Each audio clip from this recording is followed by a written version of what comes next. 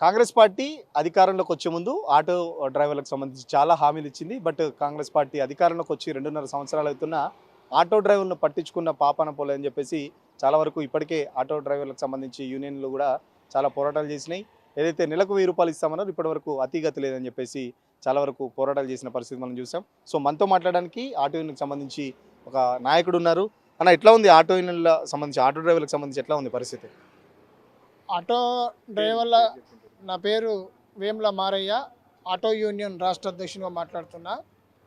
రేవంత్ రెడ్డి గారు అధికారంలోకి వచ్చిన తర్వాత ఆటో డ్రైవర్ల బతుకులు ఆగమైనవి. ఈ బడ్జెట్ సమావేశంలో మేము చాలా ఆశించినాం. కమిషనరు, ఐఏఎస్ ఆఫీసర్ల చుట్టూ మేము మెమండోలు పట్టుకొని తిరిగితే కూడా మేము పెట్టినాము. సంక్షేమ బోర్డు కానీ ఈ 12,000 విషయం కానీ మేము ప్రభుత్వం దృష్టికి తీసుకుపోయినాం. మేము చేసిన పోరాటాల దృష్టిలో పెట్టుకొని తీసుకుపోయినామంటే మేము కూడా ఆశించినాం. అంటే పెడుతుండొచ్చు కదా, ఇప్పుడు ఉద్యమం చేస్తే ఎంతసేపు ఉద్యమాలు చేస్తారు కానీ మేము చేస్తా అంటే కూడా వింటలేరు అని చెప్పి ఆ మినిస్టర్, ట్రాన్స్పోర్ట్ మినిస్టరు, ముఖ్యమంత్రి గారు అక్కడక్కడ వేదిక మీద మాట్లాడుతున్నారు. చూద్దాం, మనం ఉద్యమం చేయకపోతే వీళ్ళు ఏం చేస్తారో చూద్దాం అని కూడా మేము జేఏసీ నాయకులకు కానీ ఇండివిజువల్ సంఘాలకు కానీ డ్రైవర్లలో కానీ మేము అనుకున్నాం. కానీ మా ఆశ నిరాశ అయింది. మా మీద నీళ్లు చల్లిండు. అనేక మంది ఆటో డ్రైవర్లు ఇప్పటికీ 200 పైనుచులకు ఆత్మహత్యలు కూడా చేసుకున్నారు. కనీసం ఆత్మహత్యలు చేసుకున్న కుటుంబాలను మీ ప్రభుత్వ యంత్రాంగంతో గుర్తించి ఆయా ప్రాంతాల్లో వాళ్ళ కుటుంబాలను కాపాడి ఆర్థిక సాయం చేయాలని చెప్పి కూడా మేము ప్రభుత్వానికి డిమాండ్ చేసాం అనేక సందర్భాల్లో. అయినప్పటికీ కూడా పట్టించుకోవట్లేదు. 200 మంది ఆటో డ్రైవర్లు చనిపోయారు ఇప్పటికి. 200 మంది చనిపోయారు. ఎందుకంటే ఏంటి ప్రాబ్లం ఏంటిది? ఇదే ఇప్పుడు ఏదైతే ఫ్రీ బస్సు పెట్టిండో ఆయన మహాలక్ష్మి పథకం వల్ల మేము మహిళలకు ఫ్రీగా తిరిగే అవకాశం కల్పించినాం. ఈ రాష్ట్రంలో మొదటి మా పథకం 26 గ్యారెంటీలలో ఇది మొదటి పథకం అనేది చెప్పుకుంటుండో అందులో ఆటో డ్రైవర్లు బలయ్యారు. ముందుగా ఆటో డ్రైవర్లను బలిపీఠం ఎక్కించిండు. ఆ బలిపీఠం ఎక్కించి ఇలా సీఎం సీట్లో కూర్చున్నాడు తప్ప మిగతా చేసింది ఏం లేదు. కాబట్టి ఈ వర్గాలు లక్షలాది మంది ఉన్నారు.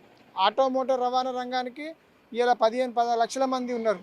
వాళ్ళకి సంక్షేమ బోర్డు ఇస్తాను మాట ఇచ్చిండు. మరి నువ్వు అడిగిందే చెప్తున్నాం. అంటే దర్దాపుగా మేము ఏం చెప్తున్నాం అంటే ఈ 2.5 కాలంలో మా ద్వారా కోట్లాది రూపాయల ట్యాక్స్ రూపంలో డబ్బులు వచ్చినాయి. ఒక ఆటోనే కాదు, లారీ కానీ, డీసీఎం కానీ, క్యాబ్ కానీ, ఈ డబ్బులన్నీ ఇచ్చినా సరిపోతుంది మాకు. మొన్న ఆటోలు ఇచ్చిండు, కొత్త ఆటోలు ఇచ్చిండు 20,000. అంటే ఎంత లేదన్నా ఒక బండికి ట్యాక్స్ రూపంలో ఫిట్నెస్ కానీ తర్వాత ఏదైనా రిజిస్ట్రేషన్ కానీ బండికో 1,000-2,000 ట్యాక్స్ రూపంలో పోయింది. అంటే కోట్ల రూపాయలు వచ్చినాయి కదా ప్రభుత్వానికి. మా పైసలు మాకు ఇచ్చి కూడా మమ్మల్ని కాపాడవచ్చు. కానీ మా పైసలు మాకు కూడా ఏని కూడా నాకు మనసు ఒప్పలేదు. ఎక్కడ ఏ వేదిక మీద కానీ ఆటో డ్రైవర్లు నష్టపోయిర్రు, మిమ్మల్ని మేము కాపాడుతాము, మీరు ఉద్యమాలు ఎందుకు చేస్తున్నారు ఆపండి అని చెప్పి మేము చూద్దామని ప్రతి టీవీ, సోషల్ మీడియా మేము ఇట్లా కళ్ళు చేసుకొని చూసిన చిన్న వాక్యం కూడా మాట్లాడతలేడు. ఈ అసెంబ్లీలో కూడా మా ఆటో డ్రైవర్లు అందరూ రాష్ట్ర వ్యాప్తంగా టీవీల ముందే కూర్చున్నారు నైట్ పూట. అంటే ఏం చెప్తాడో మా గురించి అని ఏం చెప్పినా మాకు నిరాశ మిగిలింది. ఆ మొండి చేయికి ఓటేసినందుకు మాకు మొండి చేయి చూపించిండు. అదే చేయితో ఉరేసుకొని వచ్చారు ఆటో డ్రైవర్లు. ఇది చాలా అన్యాయం. నాకు తెలిసి దేశంలో కాదు ప్రపంచంలోనే ఇంత దుర్మార్గమైన పాలన, ఇట్లా ప్రభుత్వం ఒక వర్గాన్ని నష్టం చేసి చావులో కారణం చేసిన ప్రభుత్వం ఏదైనా ఉందంటే ఈ భారతదేశంలో కాంగ్రెస్ ప్రభుత్వం తెలంగాణలో రేవంత్ రెడ్డి నాయకత్వంలో ఉందని చెప్పి మేము భావిస్తున్నాం. ఎంతమంది ఉంటారు రాష్ట్ర వ్యాప్తంగా మొత్తం ఈ ఆటోకి సంబంధించి ఆటో డ్రైవర్లు ఎంతమంది ఉంటారు? వాళ్ళ కుటుంబాలు దాదాపుగా ఎంతమంది ఉంటారు? అంటే గవర్నమెంట్ లెక్కల ప్రకారంగా 6.5 లక్షలు 7 లక్షలు ఉంటారు. ఓన్లీ ఆటో డ్రైవర్లు, ప్యాసింజర్ ఆటో డ్రైవర్లు 7 లక్షలు అంటే కుటుంబంతో పెట్టుకున్నా నీకు 14 లక్షలు. అంటే దాదాపుగా 20-25 లక్షల మంది ఓన్లీ ఆటో డ్రైవర్లు, ప్యాసింజర్ ఆటో నడిపే వాళ్ళే ఉంటారు. అంటే వీళ్ళకేమో 12,000 ఇస్తాను ఆశ చెప్పిండు. ఎవరికి? ప్యాసింజర్ ఆటో వాళ్ళకు 12,000 ఇస్తా అని చెప్పిండు సంవత్సరానికి. అంటే రోజుకు 30 రూపాయలు. ఈ 12,000 ఇస్తా అంటే రోజుకు 2,000 దంద చేసుకునే ఆటో డ్రైవరు 30 రూపాయలు తీసుకొచ్చిండు. అంటే ఉట్టి 30 రూపాయలు ఆశ చూపించి మాకు రోజు 2,000 ఆయన జేబులో గుంజుకున్నట్టే కదా. మహిళలకు మేము వ్యతిరేకం కాదు, కానీ మహిళలకు నువ్వు స్కీమ్ ఇచ్చినప్పుడు ఇలా మహిళలకు ఇచ్చిండా? పోనీ అట్లానే అనుకుందాం, మహిళలకు 2,500 చెప్పిండు, వాళ్ళకి ఇచ్చిండా? మహిళలు రోజు పొద్దున్న ఆటోలో బస్సులో తిరుగుతారా? కాబట్టి ఇది దుర్మార్గమైన ఆలోచన. అంటే మా ఉపాధి, అంటే మా అంతలో మేము స్వయం ఉపాధిలో భాగంగా ఫైనాన్సులు తెచ్చుకోను, అప్పులు తెచ్చుకోను, భార్య పుస్తలతాడు కుదిపెట్టో ఫైనాన్స్లలో ఆటోలు కొనుక్కొని నడుపుకుంటే ఇలా మా ఉపాధిని కూడా ఆయన గుంజుకొని మమ్మల్ని రోడ్లు పాలు చేసిన అనేది మా ఆవేదన.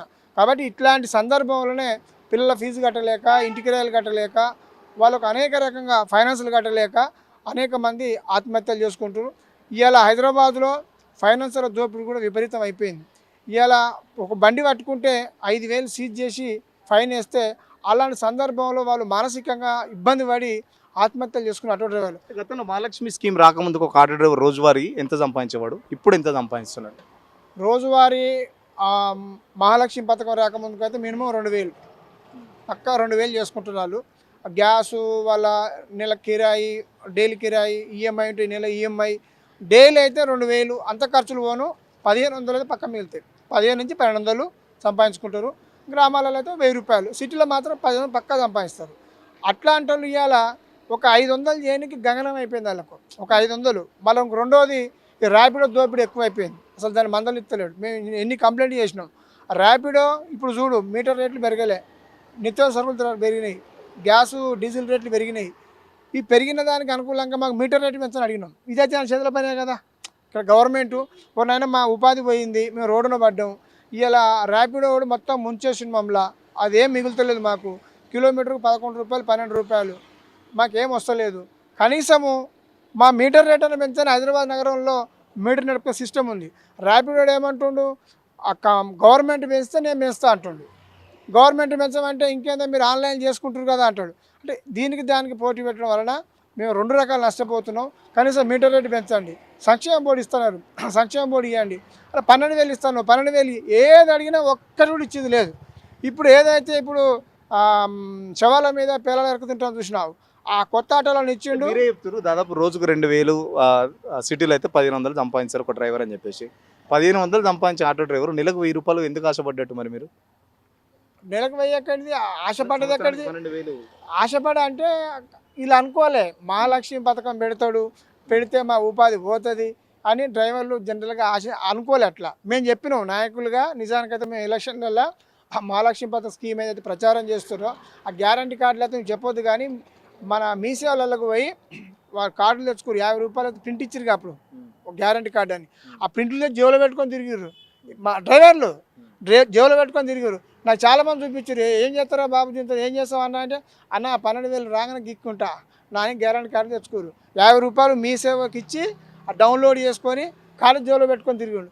ఏమైంది, ఇలా ఆయన జేబులో పెట్టుకుని మమ్మల్ని పెట్టుకొని ఇలా ఆత్మహత్యలకు పరిస్థితి తీసుకొచ్చిండు.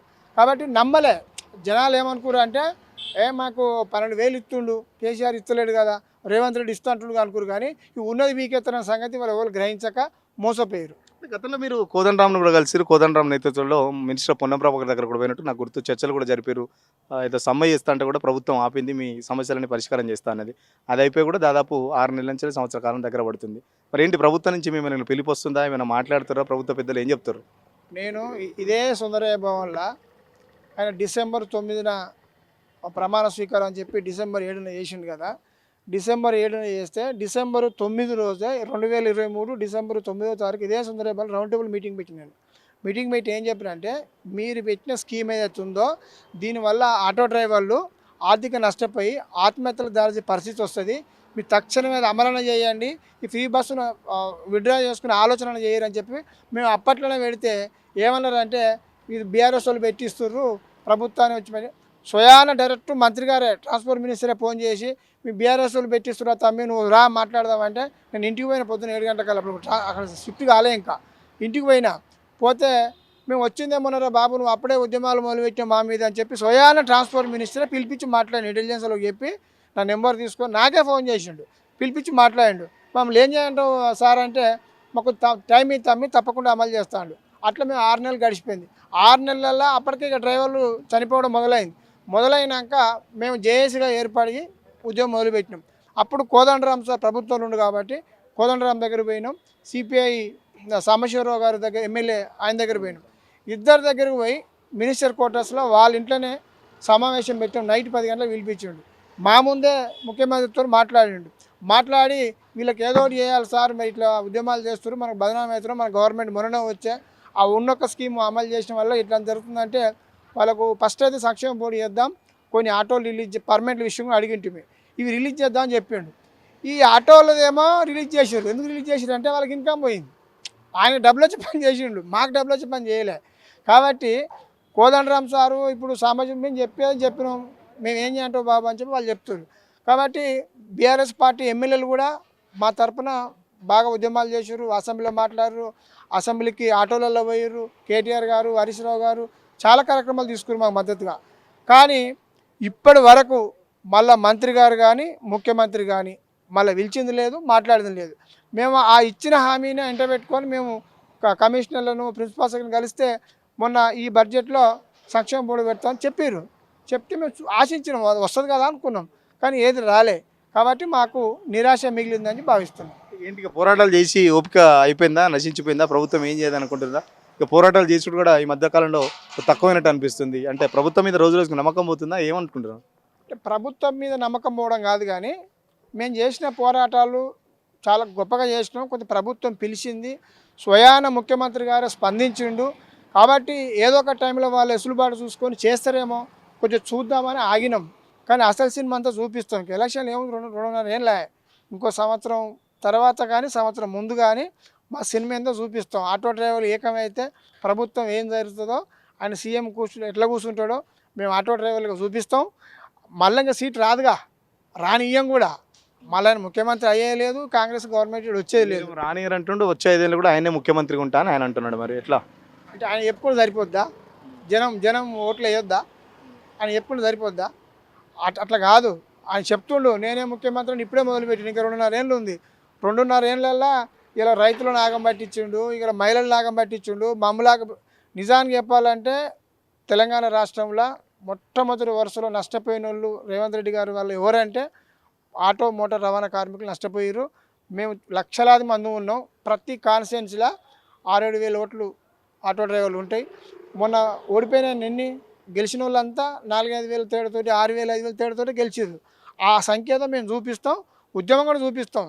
చివరికి ఆ ఏ పద్ధతిలో వేయాలో మేము అంత ప్రణాళికతోనే ఉన్నాం. ఏం చల్లవాలేదు, వేడి మీదనే ఉన్నాం. కాబట్టి అనవసరంగా ఇప్పుడు సరే అవకాశం ఇచ్చి చూద్దాం, ఆయనే అంటున్నాడు మాకు అవకాశం ఇవ్వండి, టైం ఇవ్వండి, మా ఎమ్మటి ఎందుకు పడుతారు ఊకే అని చెప్పి అన్నాడు. కాబట్టి ఆగినాం. ఒక్కొక్కరు భాష లెక్క అయిపోతారా? ఎందుకంటే రజనీకాంత్ కూడా ఆట నడుపుతారు కదా సినిమాలో, భాష లెక్క అయిపోతారా ఏంది మరి ప్రభుత్వం మీద? తమిళనాడు భాషా సినిమా ఎట్టుందో ఆ భాషా సినిమా అమ్మ ఆటో డ్రైవర్లతో పెట్టుకుంటే ఎందుకు? మేము చంద్రబాబు నాయుడు పీరియడ్లో అప్పుడు ఇదే సుందరయ్య భవన్లో వేలాది మందితోని అప్పుడు క్యాబ్ సిస్టమ్ తీసుకొచ్చి, డిజిటల్ మీటర్ అని తీసుకొచ్చి మాకు ఇబ్బంది పెట్టిన టైంలో వీళ్ళ గురువు చంద్రబాబు నాయుడు మీద ఫస్ట్ టైం అప్పుడు ఉమ్మడి రాష్ట్రంలో పెద్ద ఉద్యమం చేసినాం. అప్పుడు నాకు తెలిసి అది 96-95 అనుకుంటా, చాలా పెద్ద ఉద్యమం చేసినాం. మళ్ళీ ఆ పరిస్థితి వస్తుంది, మేము అంతకంటే ఎక్కువ చేస్తాం. ఎందుకంటే ఆటో డ్రైవర్ల సంఖ్య పెరిగింది, సోషల్ మీడియా పెరిగింది, ఇప్పటికే చాలా రకాలుగా మేము ప్రయత్నం చేస్తున్నాం. ఆయన ఏంటంటే 6 నెలలు, సంవత్సరం 2 సంవత్సరం అయిపోయింది.